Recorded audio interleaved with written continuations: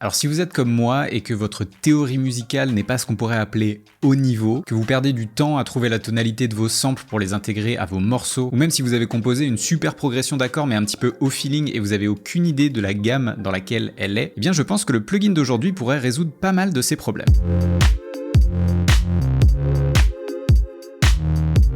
Bienvenue à toutes et à tous sur la chaîne de Simple Comme Live, la chaîne qui vous explique Ableton, mais pas que. Et aujourd'hui on va tester un plugin de chez Mixed In Key qui s'appelle tout simplement la Studio Edition. Alors Mixed In Key, c'est une boîte qui fait un logiciel d'analyse de morceaux pour les DJ à la base, et ils font ça depuis un paquet d'années, pour faciliter en fait les enchaînements dans les sets, pour être sûr que le morceau qu'on va jouer après celui qu'on est en train de passer sera cohérent harmoniquement parlant. Donc c'est vraiment quelque chose d'ultra connu dans le monde des DJ, mais seulement voilà, ils ont décidé en fait de faire une déclinaison pour les producteurs qui s'appelle Mixed In Key Studio Edition.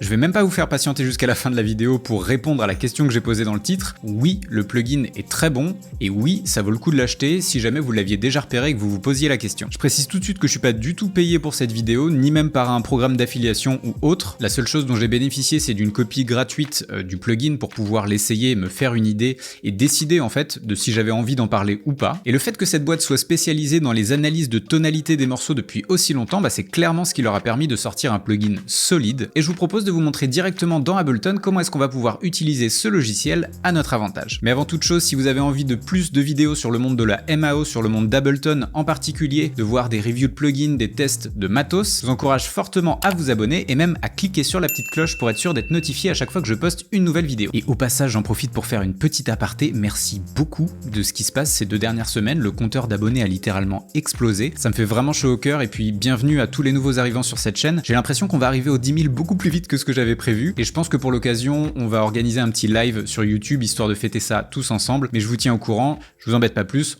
On passe sur Ableton. Alors la première chose que je compte faire avec tous les plugins que je vais tester sur cette chaîne, c'est de vérifier sa consommation en termes de CPU. Vous pouvez voir ici que dans ma session vide, on est à 2% sans avoir donc intégré le plugin. Et donc je vais aller le chercher dans mes plugins et le mettre sur ma piste de master. Et vous pouvez voir que ma consommation passe à rien du tout en plus, si à peine 3%, donc ça ne consomme vraiment rien, donc premier bon point. En revanche, on va contrebalancer tout de suite avec le seul point négatif, je crois, que j'ai pu lui trouver, mais vous allez voir que je vais enlever ma connexion Wi-Fi et que d'un coup, voilà, le logiciel a besoin d'une connexion internet constante. Donc c'est pas la fin du monde, je sais que la plupart des gens sont tout le temps connectés en fait quand ils sont sur leur ordi, mais il se trouve que moi par exemple j'aime bien couper volontairement ma connexion quand je travaille pour ne pas être tenté d'aller par exemple checker les réseaux ou ce genre de choses et finir dans un vortex sur YouTube qui va durer 1 heure et je vais avoir perdu 1 heure de ma vie. Oui, j'ai un problème, je sais. Donc voilà, vraiment pas fan de la connexion obligatoire. Et donc maintenant qu'on a récupéré notre connexion, on va commencer par faire le test sur une track complète pour voir comment est-ce qu'il est capable d'analyser une source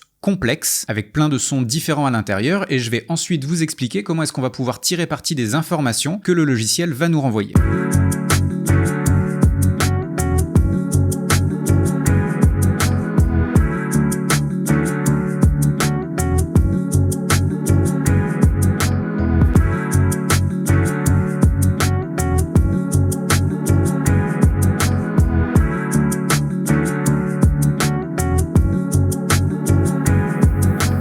Donc voilà, je vous l'ai laissé assez longtemps exprès pour que vous puissiez voir en fait en temps réel comment est-ce qu'il analyse le morceau. Et vous avez d'ailleurs pu voir qu'à un moment, il hésitait entre 2 gammes et qu'au final, il s'est quand même résolu à nous dire que voilà, c'était en sol bémol mineur. Alors oui.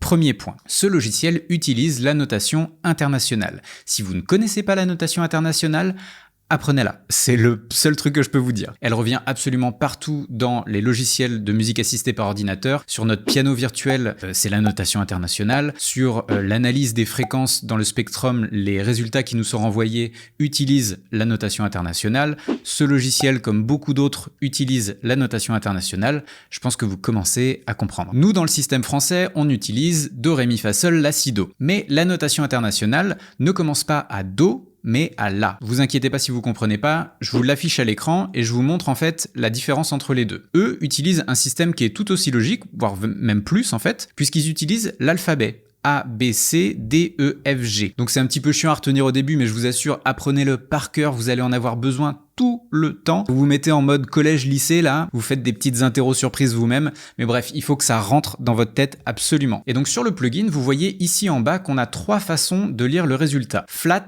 Sharp ou Camelot. Je connais pas ce mot-là. J'ai pas pu résister. flat, ça veut dire bémol en anglais. Et sharp, ça veut dire dièse. Ça va vous permettre en fait de comprendre que par exemple, quand vous voyez un sol bémol ici, quand vous passez en mode dièse, ça équivaut à un fa dièse. Donc c'est la même note en fait. C'est deux notations pour la même note. Camelot, vous allez voir que quand je clique dessus, le résultat qu'on a ici, donc qui est en sol bémol mineur, va passer en 11A. Alors qu'est-ce que ça veut dire 11A? Non, ça ne veut pas dire 11 La ou le La à la 11e octave. En fait, la roue de Camelot, c'est un outil qui va nous permettre de repérer les correspondances harmoniques entre différents morceaux. Et donc c'est le système qu'utilise le logiciel Mixed In Key pour les DJ. Si vous n'êtes pas à l'aise avec ce système, vous inquiétez pas, vous n'avez pas du tout besoin de l'utiliser. Mais ceux qui sont habitués en tant que DJ à l'utiliser, sachez qu'il est aussi présent dans le plugin. Là, je me dis qu'il y en a peut-être qui sont pas familiers avec les concepts de dièse et de bémol. Dièse, ça veut dire un demi-ton au-dessus, et bémol, ça veut dire un demi-ton en dessous. Donc maintenant qu'on a ce résultat, comment est-ce qu'on peut l'utiliser, comment est-ce qu'on peut l'analyser? Eh bien, il y a plusieurs choses à regarder. La première chose, c'est ce dont on a parlé tout de suite, à savoir la gamme générale. Dans une gamme, il y a plusieurs notes qui fonctionnent. Donc ce que le logiciel nous propose ici, c'est de nous dire quelles notes sont les plus prédominantes dans ce qu'il a analysé. Ici, vous voyez qu'on a le Do dièse, on a le Mi, le Fa dièse et le La. Donc déjà, vous pouvez partir du principe que si vous voulez faire une mélodie avec ces 4 notes, vous êtes sûr que ça va fonctionner. Là, je vous parle de mélodie, mais l'autre chose qui peut être intéressante, c'est que quand vous écrivez votre ligne de basse, la première chose qu'on va faire quand on écrit une ligne de basse au niveau débutant, on va dire,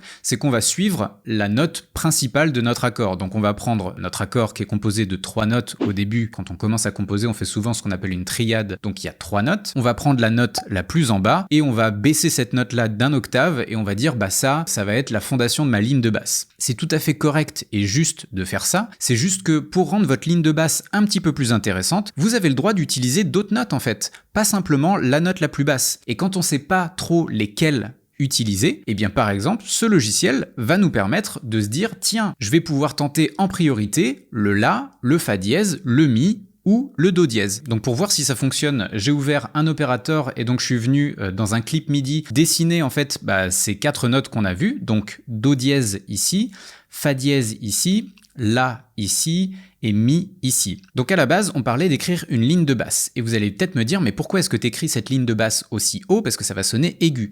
Oui, mais c'est fait exprès en fait. C'est pour que j'entende bien les notes, ça c'est un petit truc que je vous donne. Je les compose dans les octaves supérieures et une fois que je suis sûr qu'elles correspondent bien à la gamme et tout ça, à ce moment-là, je les rebaisse de plusieurs octaves pour que ça vienne s'asseoir dans le mix correctement. Donc ce que je vous propose, c'est qu'on écoute à nouveau le morceau, mais avec ces 4 notes qui vont venir se superposer dessus et on va tout de suite voir si le logiciel nous a permis d'écrire potentiellement une ligne de basse très simple certes, mais qui va être harmoniquement correcte.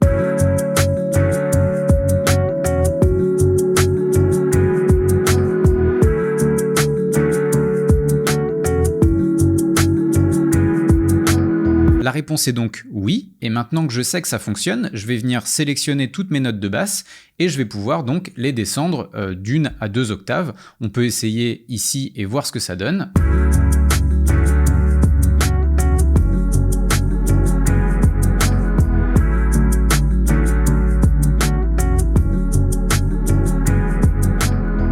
Donc ça, c'est une première utilisation du logiciel. Et le truc qui est vraiment cool, et moi c'est peut-être la première application qui m'est venue tout de suite à l'esprit, c'est pour les gens qui font des remixes et des mashups. Alors pour les remixes, vous avez simplement à faire ce qu'on vient de faire là, et vous avez directement trouvé la gamme du morceau que vous voulez remixer. Donc vous allez pouvoir sampler quelques trucs à l'intérieur et commencer à composer sans vous poser la question de à quelle note je dois utiliser, etc. Vous avez déjà la réponse vraiment en 2 secondes. Et pour les mashups, alors pour ceux qui savent pas ce que c'est le mashup, c'est vous prenez l'instrumental d'un morceau A et vous prenez l'acapella d'un morceau B, vous les mettez ensemble, ça fait donc un morceau C, et le but du jeu, c'est que ce morceau C, on ait l'impression que ça puisse être l'original à la base. Donc il faut que tout soit propre harmoniquement, etc. C'est même primordial. Et donc pour les mashups, comme je disais, une fois qu'on aura analysé la gamme principale du morceau, il nous restera plus qu'à aller sur un site d'acapella, comme par exemple ici Acapellas for You, qui doit être un des plus gros sites d'acap gratos. Donc je vais vous montrer très rapidement comment ça se passe sur le site. Vous allez sur Acapella, Search Acapellas, et ici vous pouvez voir que vous pouvez rechercher les acapellas par donc BPM, que vous pouvez également les chercher par qualité. Ici on peut les chercher par gamme et par la notation de la roue de Kaamelott. Donc si jamais c'est quelque chose qui vous parle de base, sachez que vous avez la possibilité de le faire ici. Il y a vraiment un nombre d'acapellas mais faramineux sur ce site. Il va y avoir tous les genres musicaux, que ce soit de la pop, du rock, du hip-hop, vous allez tout trouver dessus. Après, est-ce que c'est complètement légal? Tant que vous comptez pas commercialiser ou vendre les morceaux que vous faites avec ces acapellas, il devrait pas y avoir de soucis. Et puis j'ai envie de dire, merde, laissez-nous nous amuser un peu, quoi. Donc voilà, si vous avez envie de vous amuser avec des remixes non officiels, des mashups, ou même préparer des edits particuliers pour des sets que vous comptez jouer que en live, et écoutez, si vous connaissiez pas ce site, ça me fait plaisir, c'est cadeau. Et donc enfin, je vais vous montrer une dernière utilisation qu'on peut faire du plugin, et clairement, moi c'est comme ça que je vais m'en servir le plus, parce que je sais pas si vous êtes comme moi, mais moi je compose beaucoup avec des samples et je croule sous les packs de samples, et parfois c'est un peu chiant de trouver la bonne tonalité d'un sample pour le rentrer dans une compo. Là j'ai pris exprès un truc un petit peu chiant, donc c'est une guitare avec plein de délais etc qui est time stretché. On va voir s'il arrive à l'analyser assez rapidement ou pas. Donc je vous propose qu'on écoute ça tout de suite. Alors je me mets sur le master.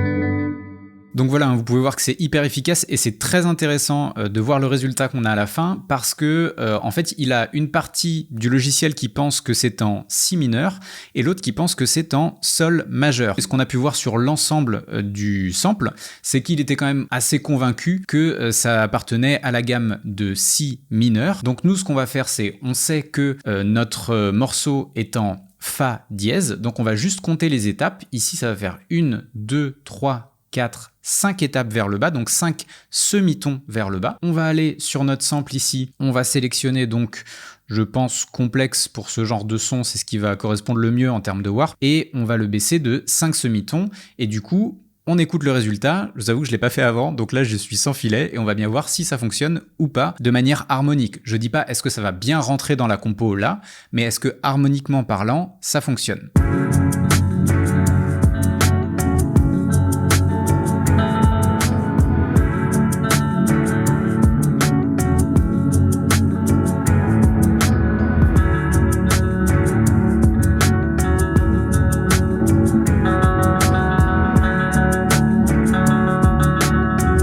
Donc encore une fois, la réponse est oui, parce que les notes sont bonnes en fait. Alors clairement, ça fonctionne pas avec cet instru-là. Il faudrait que je les découpe, que ensuite j'applique, je sais pas, des effets et tout pour faire en sorte que ça puisse rentrer et bien s'incorporer à cette composition-là. Mais le fait est que, harmoniquement, ça fonctionne. Donc en conclusion, c'est un grand oui pour ce qui me concerne. Et comme je vous l'avais dit au début de la vidéo, j'ai un petit truc pour vous. Comme à chaque fois que je vais vous présenter, alors soit du matos, soit des plugins, je vais toujours essayer de négocier un petit truc. Soit ce sera carrément une clé de plugin à faire gagner, ou alors du matos comme on l'a fait avec le Minilab MK2, ou alors ce sera des petites réductions. Ici ça va être une réduction. En gros j'ai discuté avec Mixed In Key et ils ont accepté de mettre en place un code promo pendant un mois, donc ça va s'arrêter le 25 mai me semble-t-il, et ce code promo vous donne droit à 10% sur l'ensemble du site. Ce plugin là de base il est pas cher, il coûte 50 €, sur le site c'est 58 $, mais avec la conversion ça fait 50 €, et concrètement même si on me l'avait pas envoyé gratos, je l'aurais acheté. Je suis pas en train de vous dire achetez-le absolument, si vous n'en avez pas besoin, ne l'achetez pas. Je vous dis juste qu'il y a des fois des plugins qui coûtent beaucoup plus cher, dont on va se servir beaucoup moins souvent. Moi je sais que ça c'est parfaitement adapté à ma façon de composer et à ma façon de faire de la musique sur Ableton. Donc si c'est votre cas et que vous aviez déjà repéré le plugin mais que vous vous posiez la question, est-ce que c'est pour moi, est-ce que ça fonctionne bien, là on l'a vu et vous pouvez y aller les yeux fermés. N'hésitez pas à me dire en commentaire si vous avez trouvé le plugin aussi pratique que moi je l'ai trouvé. N'hésitez pas non plus à lâcher votre plus beau pouce bleu et à partager cette vidéo sur les réseaux. Moi je vous dis à très vite pour une prochaine vidéo. Allez, ciao ciao.